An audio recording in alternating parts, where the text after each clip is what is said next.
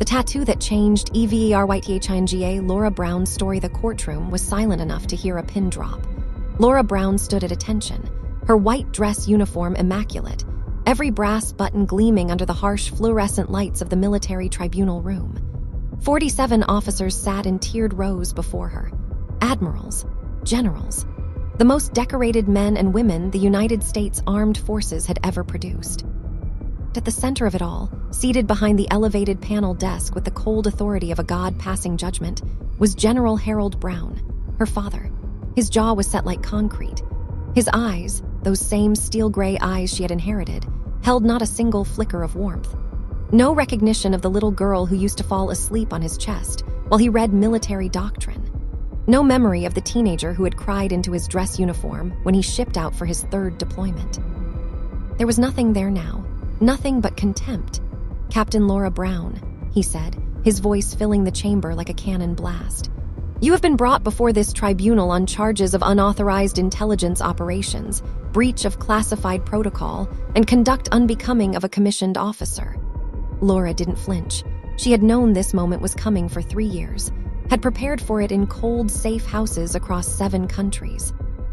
Had rehearsed it in the dark alone when the weight of everything she carried nearly crushed her into the ground. "Do you plead?" he asked. She held his gaze. "Not guilty, sir." Murmur that swept through the room was immediate. Heads turned. Pens scratched across notepads. Admiral James Whitfield, seated to her father's left, leaned forward with narrowed eyes. He was 62 years old, barrel-chested, with a silver crew cut and the kind of weathered face that had seen real war. General Brown stood slowly. Something shifted in his expression, not softness, never softness, but something more dangerous, fury barely restrained. "You were found in possession of Level 7 classified documents," he said, his voice dropping to a register that Laura recognized from childhood. The quiet before the explosion. "Documents that detail covert operations spanning 3 continents. Operations that, if compromised, would endanger the lives of over 200 active field agents." He paused. "You will tell this tribunal where you obtained them. You will tell us who your contact is. And you will tell us right now, Captain, or I will personally see to it that you spend the next 20 years in a federal military prison." Another pause. "A traitor," he said. The words fell like stones. "My own daughter, a traitor." Room went so quiet Laura could hear her own heartbeat. She exhaled once. Slow and controlled. Then she reached up and unclipped the brass insignia from her collar. General Brown's eyes darkened. "What do you think you're doing?" She didn't answer. She set the insignia on the floor with a soft metallic clink. Then she began to unbutton the top of her dress uniform. "Captain Brown, I am invoking Article 31 Delta of the Uniform Code of Special Operations Conduct," she said calmly, her voice carrying through the chamber like a blade. "I am requesting that my full identification be verified before any ruling is entered into the record." Confused glances shot across the room. Even Whitfield straightened, exchanging a sharp look with the general. "That article," her father said slowly, "applies only to personnel operating under a special access program classification of..." "Obsidian Black," Laura said, dead silence. Admiral Whitfield went very still. General Brown's face hardened. "That program does not exist." "No, sir," Laura said quietly. "Not on paper." She pulled the dress uniform open at the back, reaching behind her with practiced precision. She wasn't removing the jacket fully, just enough. Just enough for the room to see what was between her shoulder blades. The tattoo, not decorative, not sentimental. It was a seal, a circular emblem roughly 4 inches in diameter, rendered in black ink so precise it could have been printed by machine. Within it, an eagle carrying a trident in one talon and a key in the other. Beneath the eagle, a string of 17 numbers and letters arranged in a sequence that meant absolutely nothing to most people in that room. But it meant everything to Admiral James Whitfield. He stood up. The movement was slow, deliberate. The room watched him rise, watched the color drain incrementally from his weathered face, watched his eyes widen in a way that Admiral James Whitfield's eyes had perhaps never widened before in 40 years of decorated service. His voice, when it came, was barely above a whisper. "Sir." He turned to General Brown. "Sir! Oh God!" He swallowed hard. "She outranks you." Room exploded. General Harold Brown had built his entire career on control. Control of men, control of strategy, control of narrative. He had commanded troops in 4 wars, survived 2 assassination attempts, and navigated the most brutal political theater Washington had ever produced. He was not a man who lost his footing. But in the 37 seconds that followed Whitfield's whisper, Laura watched her father's face go ashen for the first time in her life. "That's not possible," he said. His voice had changed. It was quieter now. Less certain. Admiral Whitfield was already moving. He walked briskly to the secure panel on the wall, entered a 12-digit code that Laura noted he did not need to look up, and pulled a flat black receiver from its housing. He spoke 3 words into it. The chamber doors opened. 2 men in civilian suits entered. They carried no weapons that were visible. They showed no identification to the guards, because the guards stepped aside without being asked. One of them walked directly to the tribunal desk and placed a sealed black folder in front of General Brown without a word. Then both men left. General Brown stared at the folder. "Open it, sir," Whitfield said quietly. There was something in his tone now, not insubordination, but something that might have been pity. "You need to open it." General's hands that had signed deployment orders and condolence letters and declarations of engagement without trembling, hesitated. Then he opened the folder. Laura watched him read. She had memorized what was inside long before this day. Memorized it the night her handler had slid it across a table in a basement in Zurich and told her that she had been selected. That of the 11 candidates, she had been chosen. That the mission she was being entrusted with was so sensitive, so deeply buried inside the architecture of American intelligence, that her own identity would have to be rebuilt around it. That she could tell no one. Not a colleague, not a friend, not a father. The folder contained 3 things. First, her true rank. Not captain, not even colonel. The Obsidian Black program operated outside conventional rank structure, but for the purposes of legal authority and tribunal standing, her commission translated to a 4-star equivalent. She didn't outrank her father by a little. She outranked him absolutely. Second, the classified summary of Operation Veiled Mirror. 3 years of deep cover work that had infiltrated the most dangerous intelligence leak network the Western world had seen since the Cold War. A network that had been selling American field agent identities to foreign state actors. A network that had already gotten 11 people killed. A network that Laura had dismantled. Alone. Third, a list of names. 17 individuals who had been identified as either participants in or enablers of the leak network. The 4th name on that list was a defense contractor named Raymond Callies.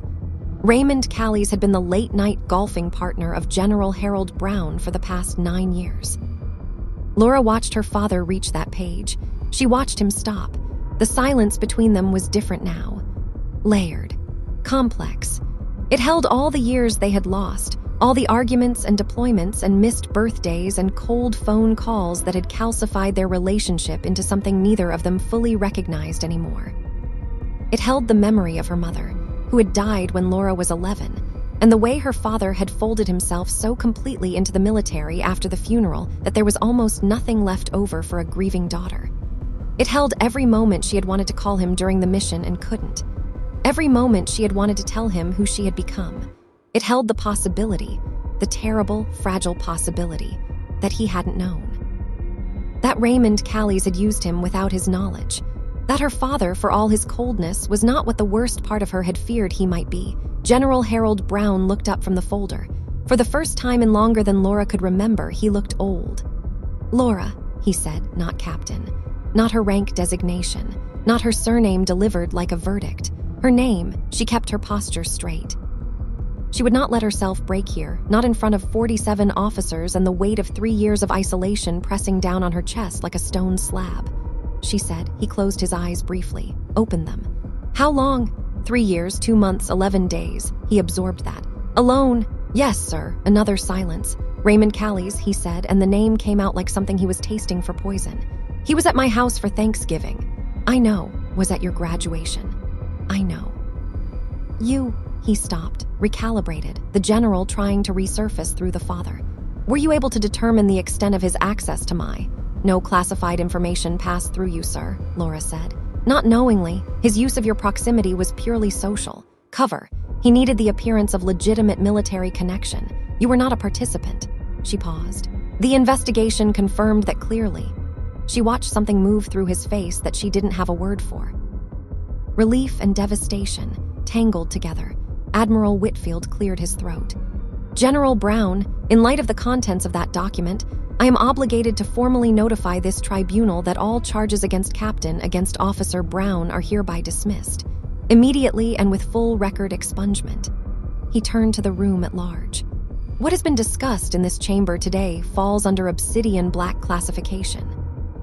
Every person present is bound by the highest level of non-disclosure protocol. Any breach will be prosecuted to the fullest extent. He looked at Laura. Officer Brown, on behalf of this tribunal and the United States Armed Forces, I want to say, with respect, Admiral, Laura said quietly, I didn't do it for recognition. Whitfield almost smiled. No, I don't imagine you did. They gave her an hour in a private room afterward. Her father came. He didn't knock. He opened the door and stood in the threshold the way he always had, like he needed to assess a room before entering it, old field instinct that never fully left him.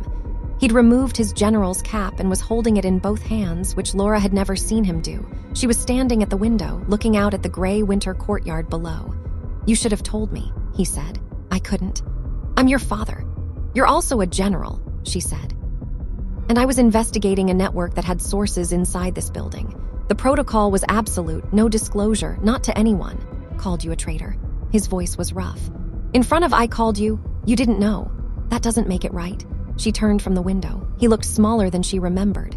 Not physically, he was still broad-shouldered, still commanding, but something about his posture had shifted, like a structure that had discovered an unexpected crack. No, she agreed. It doesn't make it right.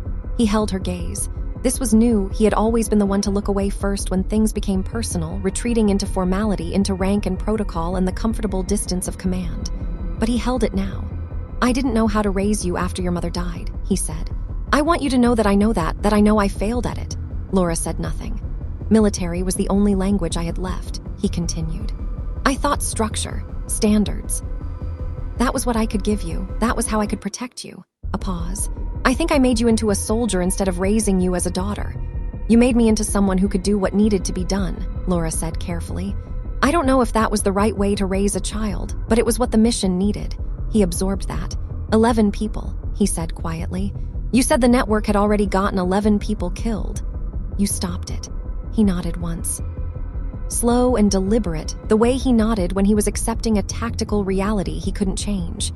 Then he crossed the room and stood next to her at the window. They stood there for a long moment, side by side, looking out at the courtyard.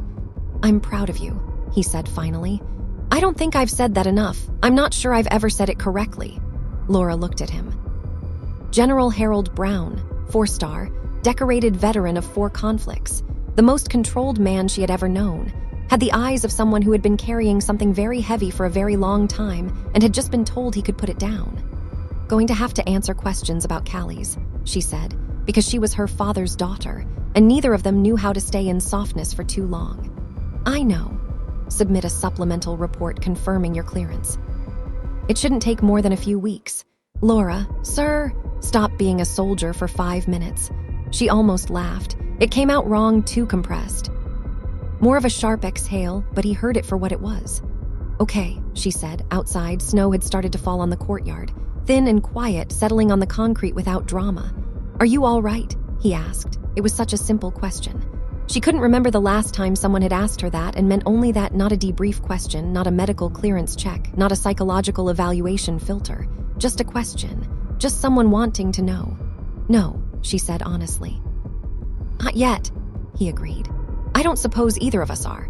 But they stood there together, father and daughter, soldier and soldier, in the quiet winter light. And for the first time in 3 years, 2 months, and 11 days, Laura Brown was not alone.